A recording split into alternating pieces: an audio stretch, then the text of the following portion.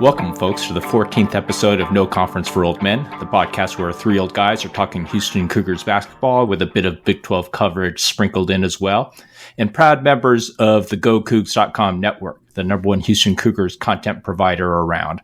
Now into the last week of January, our Houston Cougars hit a pivotal stretch of games this week and have had come out swinging, going 2-0 for the week, with another stifling defensive effort turning over Kansas State at home for a 74-52 dismantling, and then with a quick turnaround for a big Monday trip to Austin, where we clawed out a close 76-72 overtime win over the Longhorns after surviving some questionable calls that's expected when on the road. The result? We're now in sole possession of the number one spot in the Big 12 standings, half a game up pending tonight's games. So today, it's all three of us back again with Tom Lidiak, former coach, Bill Walker, former player, and myself, Steve Cheng, analytics guy, for this week's episode. Same format where we'll start off summarizing Houston's two games this past week, with most of the time dedicated to the Texas win. Each of us will then provide an update on the key Big 12 games we individually highlighted, then move into a deep preview of the upcoming KU and Oklahoma State games coming up this week, and finally identify some additional Big 12 games each of us will be zeroing in on. Okay, let's get right into it. Two great wins where we face one great defensive team in KSU and a good one that played great against us in Texas. Just like back in the American Athletic Conference, we are now getting every team's best shot in the Big 12 each week. Eye-opening how incredible a program Coach Sampson has built here. In recapping the two games played, let's start with a quick summary of the Kansas State game. So, Tom, what are your coach's thoughts on our win? 74-52 over Kansas State. Okay, 74-52. UCF game was 57-42. It was overall another dominating defensive effort by our Cougs. Not as dominant, not as stifling as UCF. If you recall the UCF game, they just had trouble getting off a shot. And if it wasn't for, some free throws toward the end, we would have kept them below 40. But in the Kansas State game, it was tough for Kansas State to get shots. They did a little bit better job than UCF of getting some shots off, but they were all contested, and we do a great job of scouting. And there's a reason some guys are going to be open. It's because they can't shoot, and we do a great job of preparing for opponents and taking away their shooters and make some of these other guys beat us. Got off to a quick start. Looked like we got off to a 7-0 start. Kansas State didn't get their first basket till 14:08 left in the half. Anytime it looked like K-State made a bucket and maybe looking like they might make a run, it was Jamal Shed. He would come through with a bucket or get to the line. So overall, it was 41-21 at half. Just another excellent defensive job by U of H, kind of like workmanlike fashion. Some people gripe and moan about our offense, but we're 19-2 right now. We're 6 points away from being undefeated. There's a lot of teams in the country that would like to have our offense, couple that with our defense. So that's kind of the way I saw the game. Coach Jerome Tang, had some nice words for our basketball program. Matter of fact, he said it was the best defense he's ever seen. Yep. He was at Baylor when they won the national championship. So we'll see. We got a lot of basketball left, and hopefully we raise a banner and put it in for Tita Center. Yeah, exactly. How about you, Bill? What do you think? Well, Tom, you're killing me. The first thing I had written down was that Jerome Tang said this was the best defense he's ever encountered. And I was going to say, no argument from me. Very wise words. Both teams shot 40%. Not great. Both hit a third of their threes. One huge difference, we were 23 of 34 at the line. They were 7 of 12, and that's usually not the case with us. It's usually the other team that, the only reason that UCF scored their 52 was because they took about 51 free throws. But that was not only the defense not committing fouls, but being aggressive offensively and getting to the line. The two big stats that we won in addition to the free throws, 18-8 turnovers, obviously K-State committing 18, and we beat them on the boards 38-28, Exactly. which is no surprise because they've got a good backcourt, a good perimeter game where we have a difference. Real strength over them is in the front court. Even though their perimeter game is good, Tyler Perry, Cam Carter, Arthur Kaluma, we played them very well. We forced them into tough shots. Carter did some scoring in the second half. But like I said, it was the front court. Their starters, McNair and Nagesson, had a combined 4 points and 5 fouls. And again, Tom, you mentioned we got off to a great start like we typically do, and we're up 41-21 at the half. Juwan, I thought, played a really solid 28 minutes. He had 14.6 boards. He was hitting jump hooks with both hands, scoring inside. Jamal scored 17, led us. But this, really was a team effort. Sharp had a kind of another poor shooting game, but he spent a lot of time having to play the bigger Kaluma. He grabbed 6 boards, and so solid game for Sharp. 22 minutes. Dunn played well, which didn't translate to Texas, but he played well. He scored 13 points, 4 boards. He went 7 of 8 from the line. Cryer and Shed, when they guarded Tyler Perry at different times, they just made life hell for him. It made him probably wish he was back at North Texas. He shot 1 of 5 for the game and scored 3 points. Milik looked to play more point guard, I thought. He actually didn't take an official shot. He did get to the line, but he looked to be trying to distribute the ball, which I liked. And then, Javier grabbed 8 boards. He was aggressive inside. And he's played well in every single Big 12 game so far. And that was just great. Bottom line, I think the Fertitta Center may provide possibly the best home court advantage in the country. And the team took advantage of it and took apart Kansas State pretty easily. Yeah, completely agree. Starters remain the same for this game. It was Shed, Cryer, Sharp, Roberts, and Francis. As you guys had highlighted, we dominated defensively from start to finish, really in their faces from the beginning, not really allowing any clear pass or looks at the basket. We started fast, never looked back, and as you guys had highlighted, led by 20 points at the half and really coasted in the second half. We so thoroughly dominated this game, it allowed all of our starters to get rest for a quick turnaround game on Monday versus UT, which we'll get to, with really only Sharp playing more than 30 minutes, which is very rare for us. You could say that Shawan and Shed were the stars for UH, but everyone contributed positively to this game. A true team effort, is you'd highlighted, Bill, where 5 players were in double-digit player box score plus minus, with both Javier and Jojo within those 5, which is great. One player I will highlight, though, and you mentioned him as well, was Malik Wilson, who played 13 solid minutes. I will admit I've been critical of his play throughout this season, since he has good skills, he's athletic, and we need him to contribute more in playing team-oriented ball. And this was really the first game, and you and I sat together at this game, right, Bill, where I actually made the comment that, hey, it felt like the light finally went on for him and he started playing within our system. So a big well done for Malik from me, who ended up with a plus 6.1 player box score plus minus.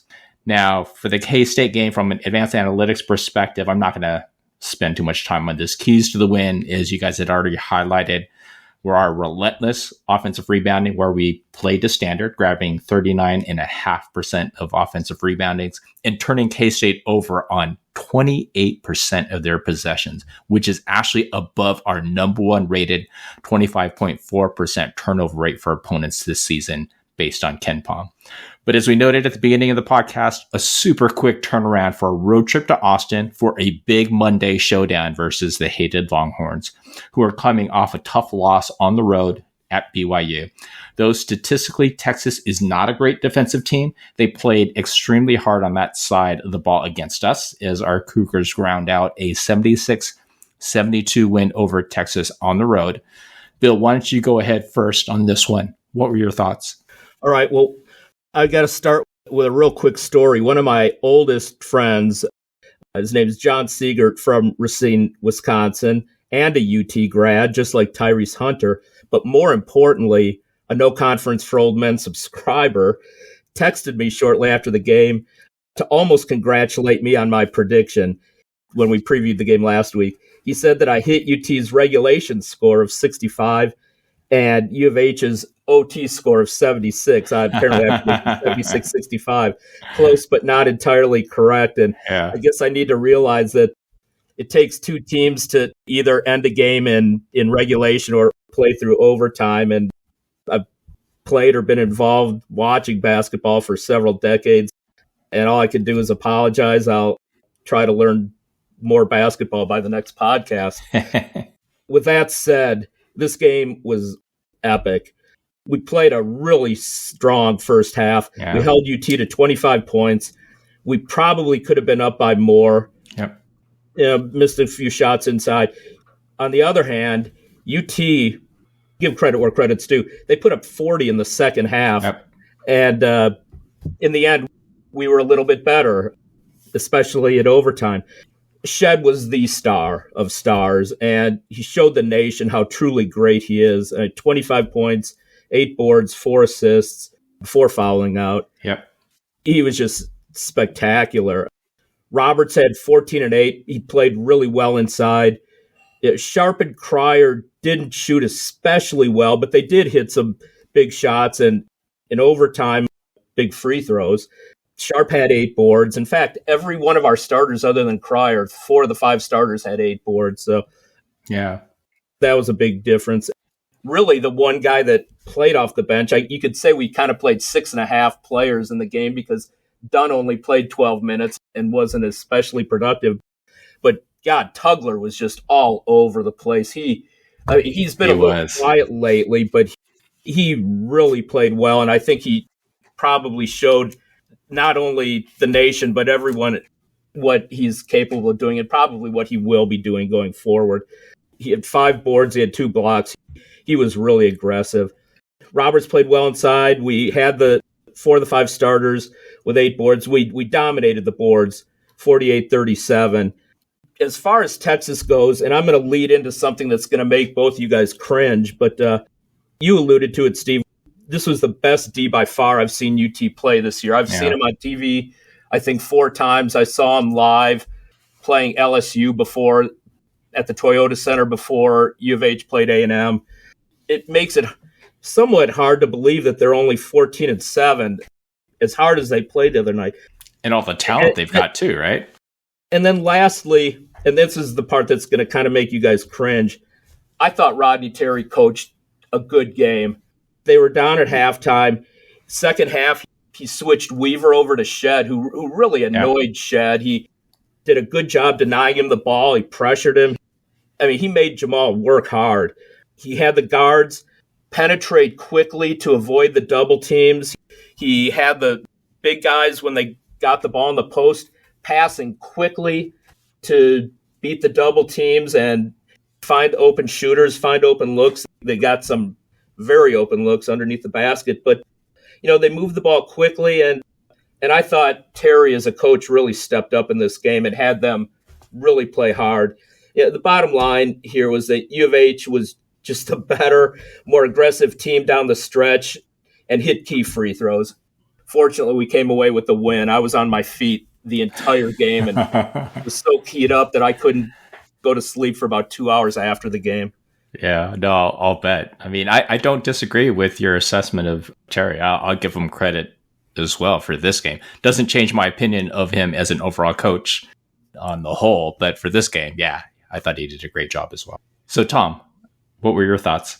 Well, I think the game was watched by a lot of people in the country. I think a lot of people who aren't familiar with U of H basketball, watched the game, and, it was eye-opening to them to see how hard we play and how great of a defensive team we are and just how tough we are. Just looking at some comments, some of the social media platforms, you're always going to have some naysayers out there, but I think that game being at 8 o'clock on the ESPN featured game, we're getting quite a bit of respect.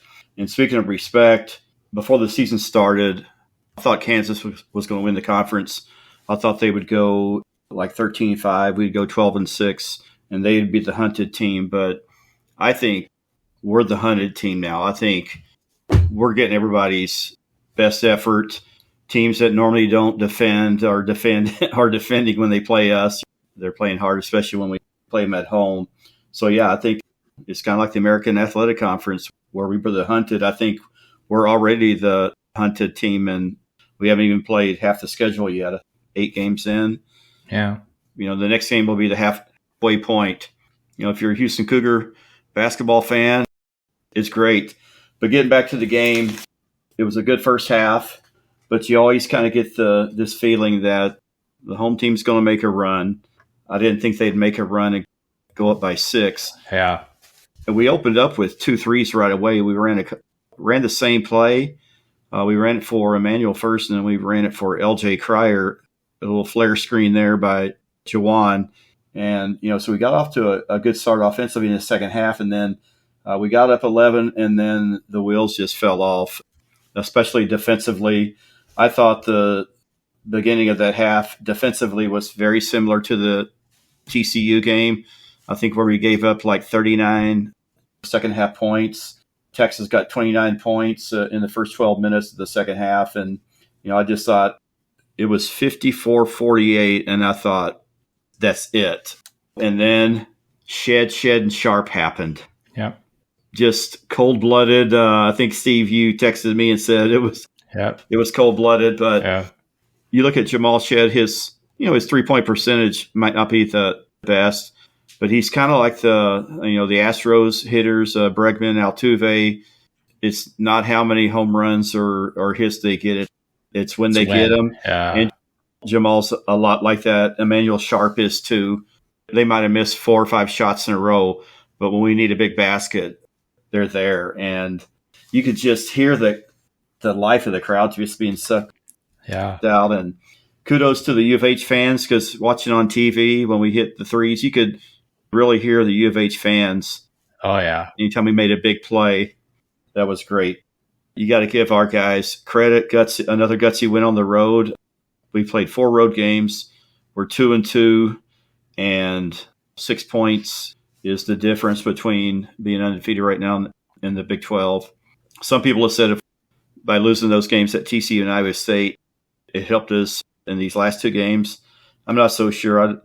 I'd like to learn when you win too, as opposed to learn when you lose. Looking back, I just kind of wish we had Jamal shooting that last shot against Iowa State, but you can't look back. You got to look what's in front of you, and it's Kansas on Saturday. Great win for the Cougs. Big 12 basketball, you got to love it. Gotta love it, yeah. It's something else. One road win in this conference is like 10 wins in the American.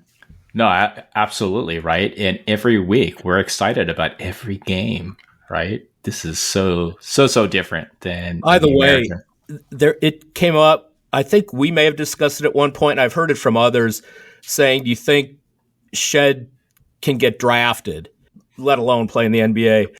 I think for any scouts, anybody affiliated with the NBA watching that game the other night, I think that argument's been soundly put to rest. Yeah, I would agree. And I think the question now is he good enough to be a first-round draft pick? Or is he going to be a second rounder? Right. That the NBA is enamored with potential and size and length and all this, and there are so many guys that get drafted in the NBA that end up just being bags of wood, driftwood, and never cut it. So I think there's always a place playing well as a 6'2" guard.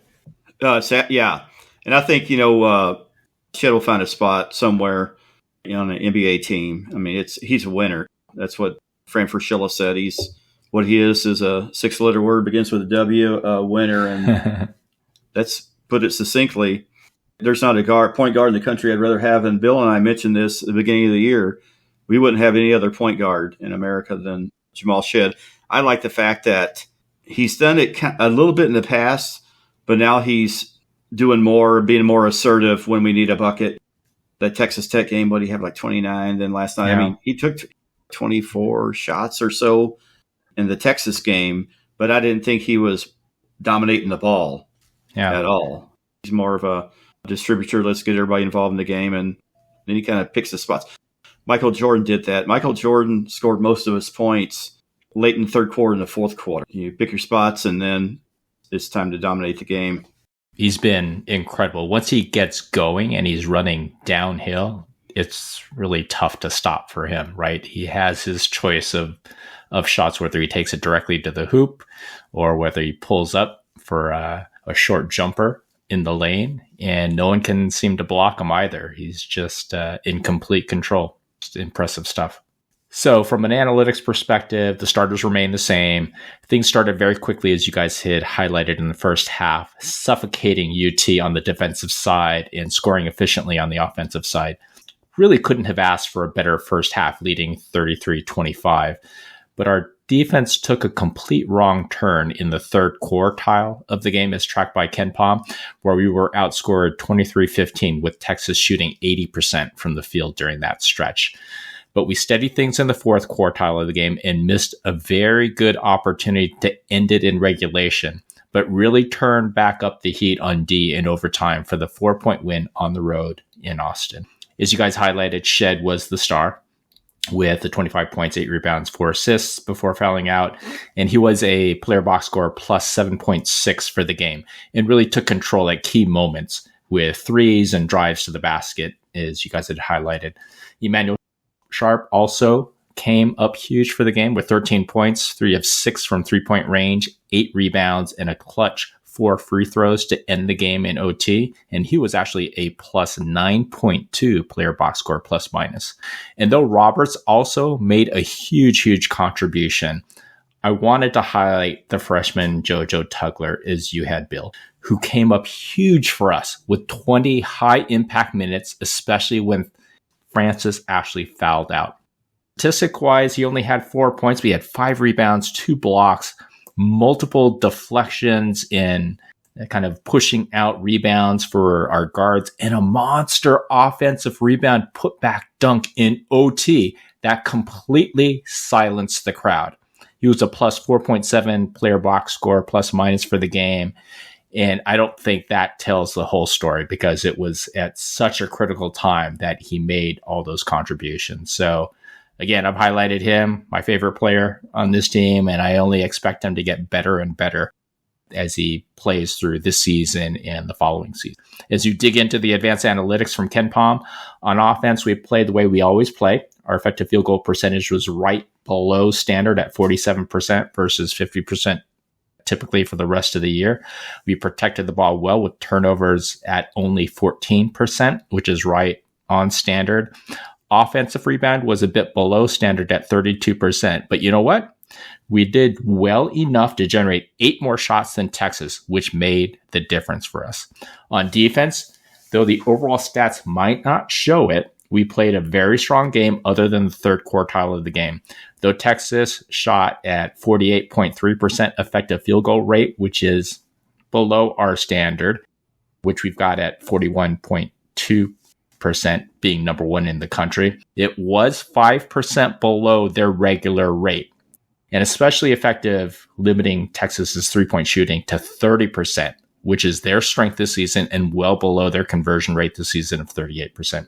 So keys to the big win in Austin were, no surprise, offensive rebounding and defending the 3, 2 of our main staples as a program.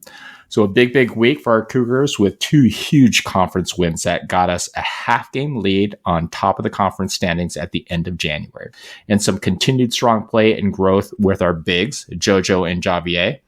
And that's going to be needed in the No Conference for Old Men Big 12 with a trip to play against big boy Hunter Dickinson and KU this coming Saturday, and then a home bout versus OSU on Tuesday this coming week. But before getting to those games, let's each summarize the Big 12 games each of us highlighted last week. Tom, what was your game that you were highlighting and watching?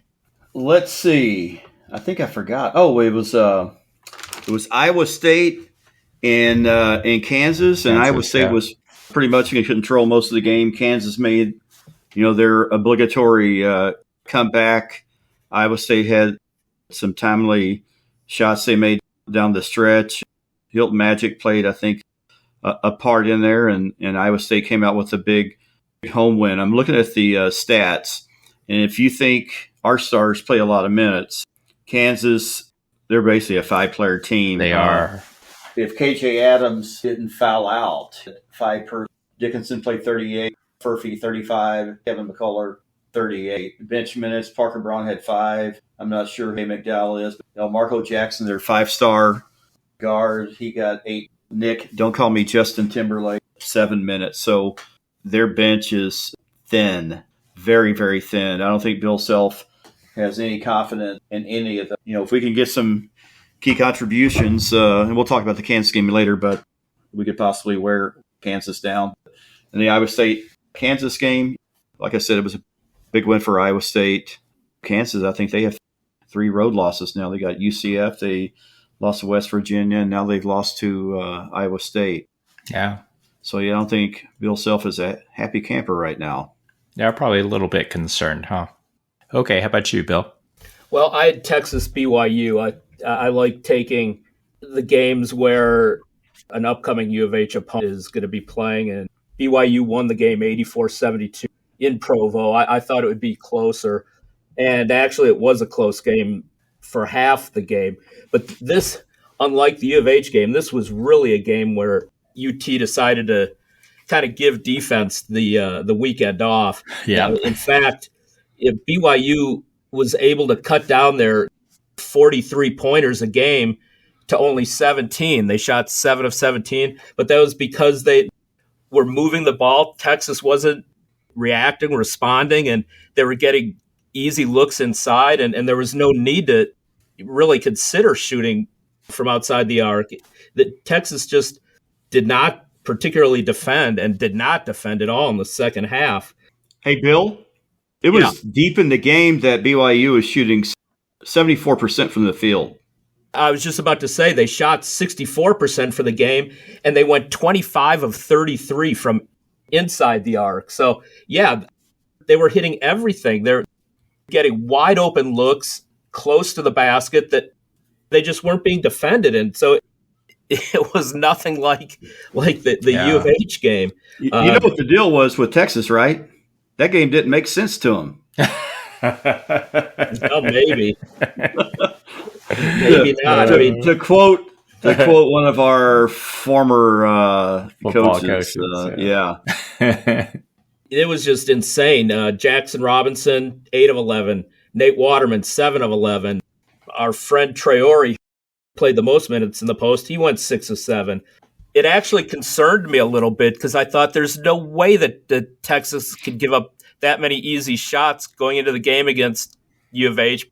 But at the time, I thought, well, if they play that poorly, you never know.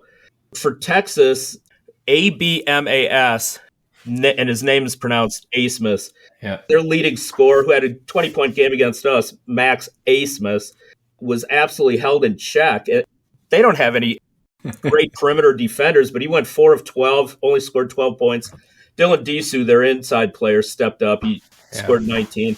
I mean, this, like I said, it was a close game at half, but BYU scored early and often in the second half, despite committing 16 turnovers to only 7 for UT. The bottom line from that game was that UT could score, but they could not defend, and that's why BYU won by 12. Hey, Bill, getting back to Asmus pronunciation, I did a little quick Google search and found it. I saw it. It's German. It's German. Still don't buy into that. What's that? I still don't accept your Okay. Yeah. Yeah. Okay. I guess if it's your name, you can pronounce it any way you want. Tony Dorsett used to be Tony Dorsett. Joe Theismann before the Heisman Trophy was Theismann. Yeah. He's not the first. That's funny. Okay, so for me, I zeroed in on the TCU at Baylor game, which was a highly entertaining game where TCU won on the road in 3 overtimes, 105-102. This was back and forth all game, with Baylor taking an early lead with a run, TCU then getting back in it with their own run. Baylor led this game late in regulation and then again in the third OT, but could not hold on to win at home. Bottom line was turnovers and poor shooting from 3 are what did in Baylor at home. with 18 turnovers by the Bears and 23% shooting from three from one of the best three-point shooting teams in the country. So that was just a heartbreaker for them, especially at home. But of course, it helps our case as well, so I'm not complaining. Now let's get to the game preview for the upcoming Houston-Kansas matchup. KU just destroyed Oklahoma State last night, so they're only one game back from us, and there should be great anticipation going into Saturday's game. Bill, why don't you kick off? What do you think of our game coming up at Kansas? Well, Kansas is currently number 8, although it seems like the idea of them losing and dropping in the polls is absolutely unheard of. They're blue blood, right? That's why. Yeah, 17-4, 5-3 in conference. Their biggest wins so far were they beat Kentucky, they beat Tennessee, they beat OU by 12, and like I did when we talked about this previously and had previewed and commented on the game after the fact, beating TCU at home by 2, which really should not have happened. I mean, their losses are to UCF, West Virginia, and then the game that you just talked about, Tom, the home loss to ISU. Their best players, Hunter Dickinson, and as you mentioned, Tom, this is not a deep team right now. Hunter Dickinson, 19 points, 11.2 rebounds, 59% from the field. Yeah, we're going to have to stop him.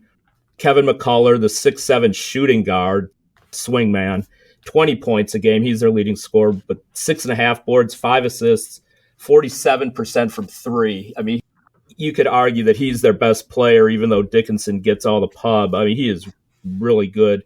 KJ Adams, 6'7" small forward, 13 points, 5 boards, over 3 assists, over 63% from the field.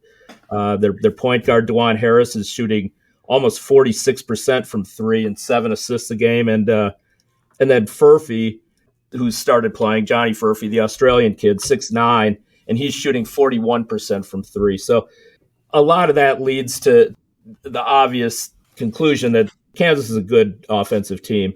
You know, they just played Oklahoma State last night. All 5 starters were in double figures. McCullough actually was hurt and did not play in the game. He will end up playing against us, but he didn't play. They're led by Dickinson, 16 and 11 boards. Mr. Timberlake did play a significant 25 minutes, and he scored all of 7 points, going 2 of 8 from the field. Kansas scores. You know, they're a very good offensive team. They can play well defensively, but this team has been kind of soft. They don't have much depth, as you've alluded to, and they have a tendency against good defensive teams to turn the ball over. They turn the ball over a lot against Marquette, and Marquette's a good defensive team. Marquette beat them by about 15. Marquette is not U of H when it comes to defense, so I'm expecting to see Kansas turn the ball over quite a bit. And once again, they just do not have the talent that they've had in the past. You know, I think Shed will play really well against Harris. The key for us is going to be to handle McCullough. You know, Furphy will draw defenders outside. I think Juwan and Javier and whoever we have playing against Dickinson, I think will make Dickinson work his butt off and I think wear him out. I think we end up winning this game probably by 3. I'd say 72-69. Yeah. I think we're going to create a lot more turnovers than people think, but I think we win 72-69. Okay. How about you, Tom? What do you think from a coach's view? I'm kind of in the ballpark with Bill. I think to beat Kansas, I think we'll beat them by like 3, but it means we're going to have to be like 11 points better than them, you know, on the road and Fog Allen with all these phantom mystery calls. We'll be playing 5 on 8, so you just got to expect it on the road. I just think we're going to wear them down because of their lack of depth. Defensive intensity, the way we rebound, the way we contest, like every pass, every catch, you know, we're there. I think we wear them down at the end, just physically and mentally. You got to get out on Furphy. They found their 5th starter. So kind of like that Tennyson kid from TCU, you know, you can't allow him just to catch and shoot, you know, a rhythm shot. like you're in the gym and your old grandpa's shagging balls and throwing you passes where you just go 1-2 step. And I think Jamal Shead will show the country that he's the best point guard in America because, some people were saying DeJuan Harris was in preseason. Heading into the season, yeah. It'll be interesting to see how we defend Dickinson with the monster. It's going to be an interesting matchup. Our staff is great staff. The way they scout, we'll have like 4 days to prepare for it. So, and I think our guys will be fresh mentally and physically. I'm seeing a U of H win. Offensively, a key, since Dickinson's so big on the pick and roll, he does drop coverage. So our guards have got to be able to, have a really good mid-range game. Jamal's really good at it. Pryor and Sharp just need to get better at that. Sometimes Emmanuel will get in there, and instead of just shooting the ball, he's overthinking it too much. Kind of the same with LJ when they come off the screen and they get in the middle and the big guy drops. I think they just need to be a little more assertive, be a little more aggressive. We saw that the other night with Sharp when he tried to throw that alley-oop pass. I don't know if you guys remember that one. Yeah, you can hear. He got in trouble. You could read Kelvin's lips. Kelvin didn't curse, but you could hear him say, "Emmanuel, what are you doing?" Nice. So I know early in the season, Tom, you had talked about possibly making this game. Are you going? Are you planning on going? Yeah, or no? I was going to go, but if you combine ticket prices and I'd have to drive 5.5 hours to the game and then drive straight back. No hotels in that area. Everything's booked in like a 60 to 80 mile radius. And then I got to be at work the next day. So, plus my wife probably wouldn't look too fondly at me forking over like $200 for a ticket. I am going to go though someday. Yeah.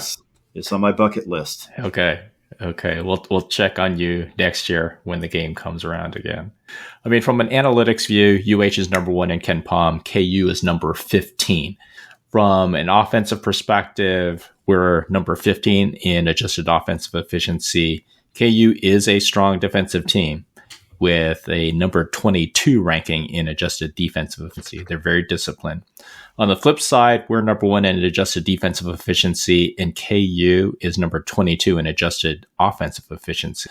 On offense, KU is highly efficient and primarily a 2-point shooting team at number 16 in effective field goal percentage, but are low in offensive rebounds, ranking number 235 in offensive rebound percentage, since, quite honestly, they make so many of their shots. Though KU doesn't steal the ball a lot, they do try to score quickly off steals, ranking number 63 in the country according to Haslam metrics. And they are extremely disciplined on offense with basically no reds in any of the key offensive metrics. Then you match that up against our number 1 effective field goal percentage D that defends every shot, number 1 defensive team in defending the 2-point shot and block percentage, and number 3 in steals. And this is going to be a dogfight with the Cougars needing to play intense D on all fronts to slow down KU's offense. On the other side, KU is disciplined at challenging every shot, ranking number 36 in effective field goal percentage D. They're especially exceptional at defending the 2-point shot, ranking number 18th. Though not great at blocking shots. So that's kind of an interesting combination. The key for us will be our 3-point shooting and how much we can turn them over to manufacture points in transition.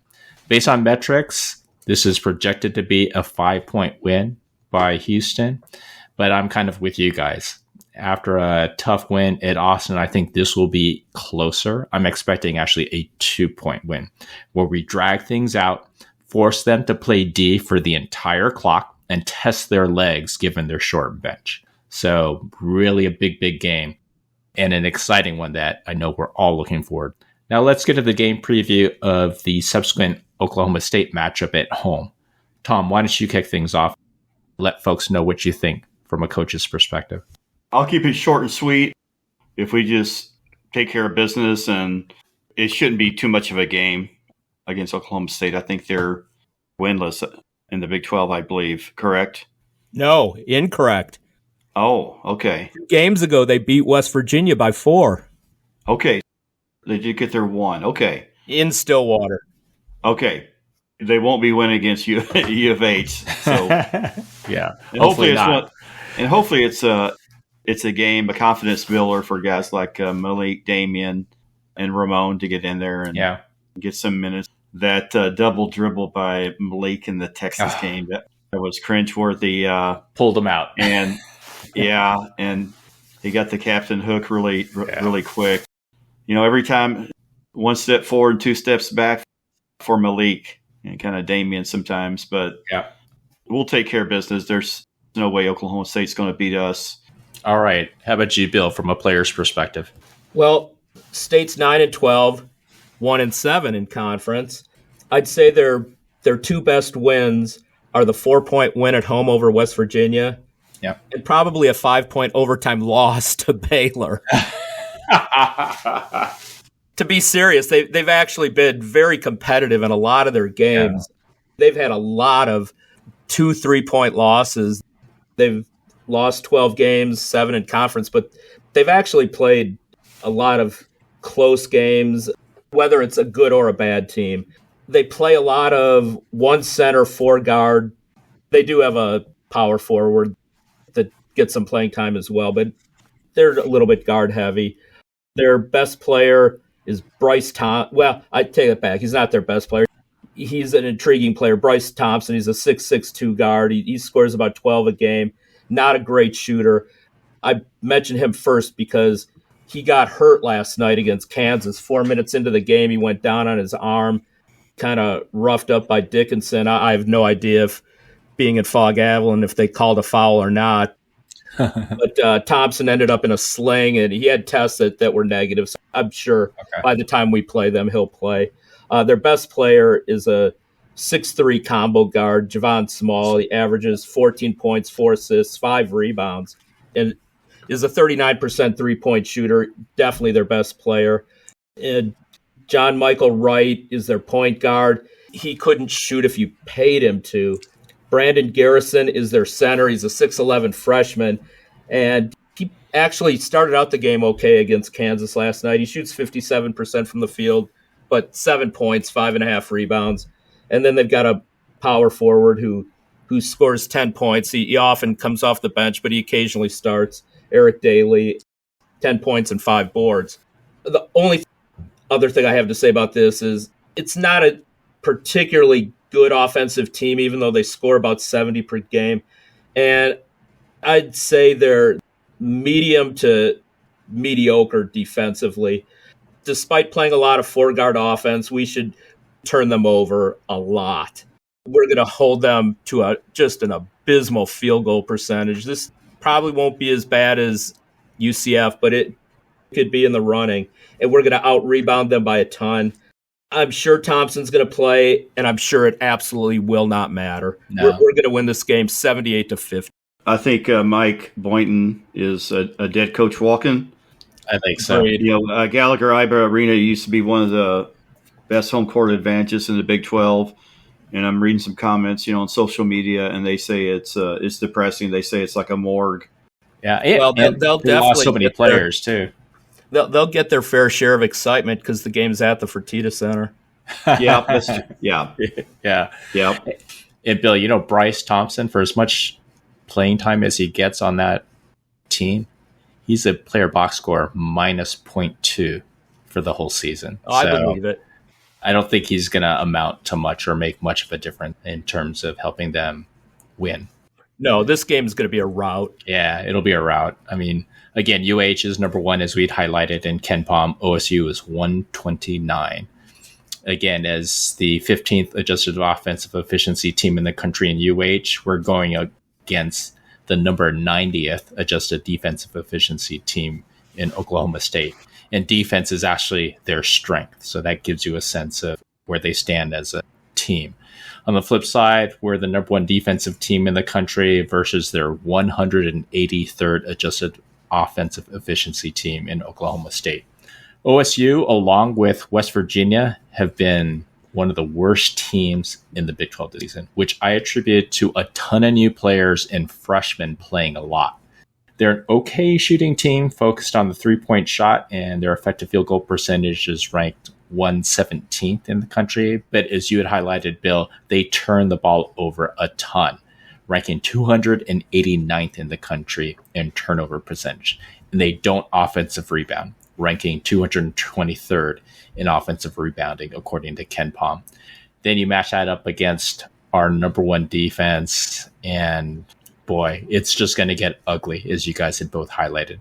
On the other side, OSU is just not good at all in any particular area on D. The best thing they do is defensive rebound, where they're ranked 26th, but they don't steal the ball, ranking 189th, or block a lot of shots, where they rank 298th.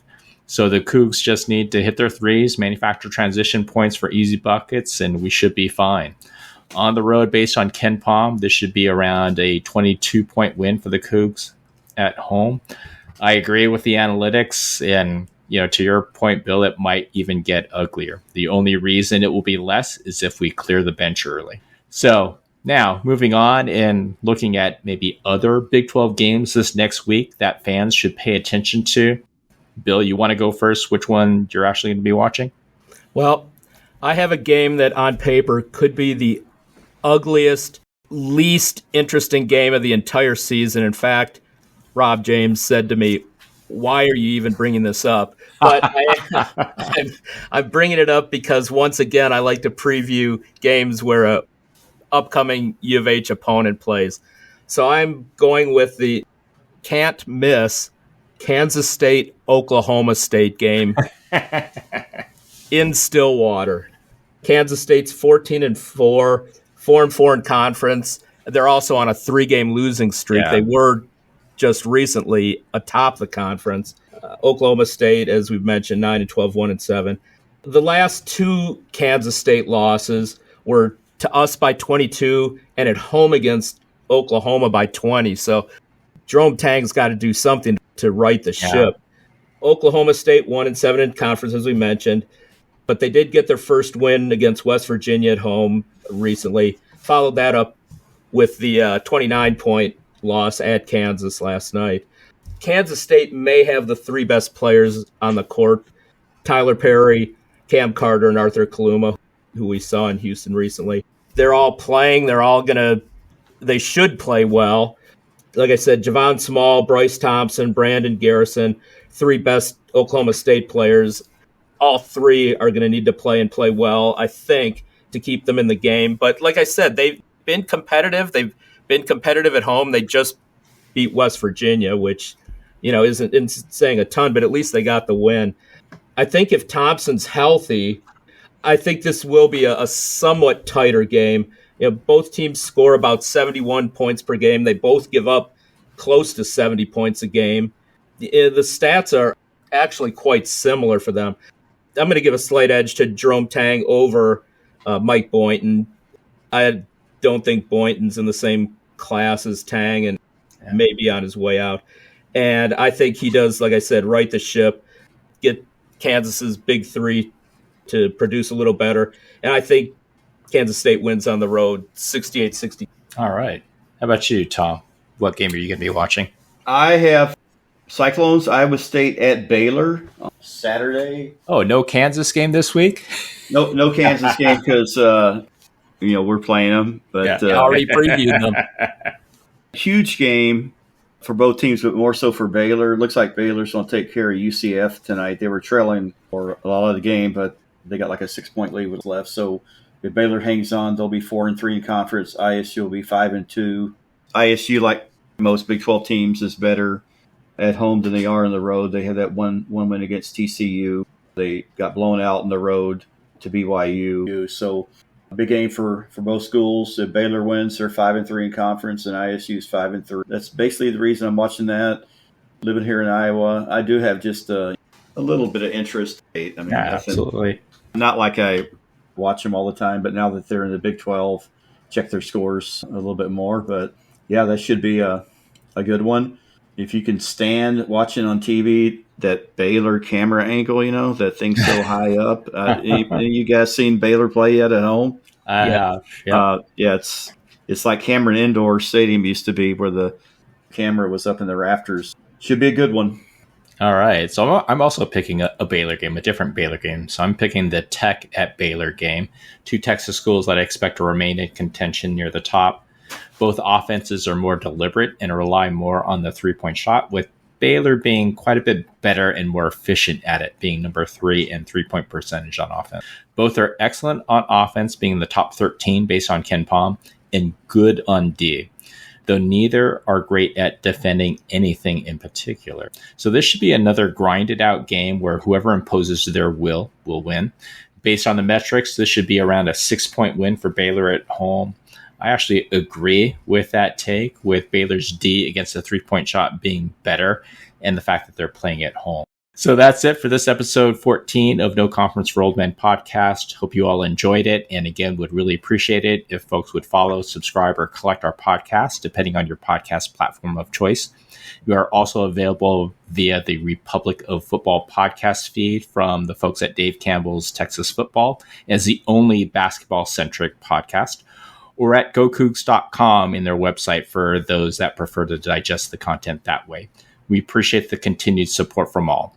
And we'll keep plugging away, trying to provide deep college hoops insights for Cougar and Big 12 fans everywhere. Also, please give us a follow on our Twitter account, No Conference for Old Men. Thank you all again for listening, and episode 15 should come out next Thursday. So please be on the lookout to download and listen to the next episode. Thanks again.